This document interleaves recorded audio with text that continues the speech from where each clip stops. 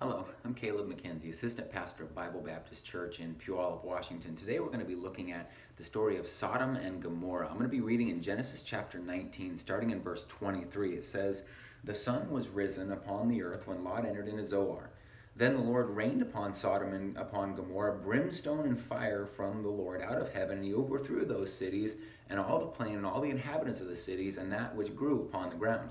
But his wife looked back behind him, and she became a pillar of salt. And Abraham got up early in the morning to the place where he stood before the Lord, and he looked toward Sodom and Gomorrah, toward all the land of the plain, and beheld, and lo, the smoke of the country went up as the smoke of a furnace." This morning, looking at Sodom and Gomorrah, what a tragic story.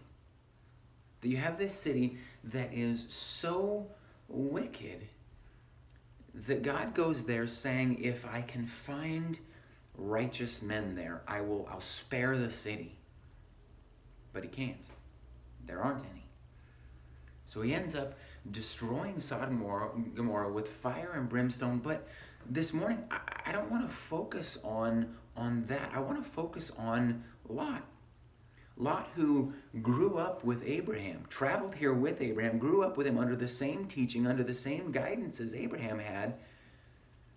But then when they separated, the Bible tells us that Lot chose him. Rather than following God, rather than looking to the Lord for the direction to go, Lot chose what looked best to him. And how quickly things changed. He went from walking with Abraham and following God to where at this point the angel of the Lord comes to him saying he's going to destroy Sodom and Gomorrah, and Lot tries to convince him not to.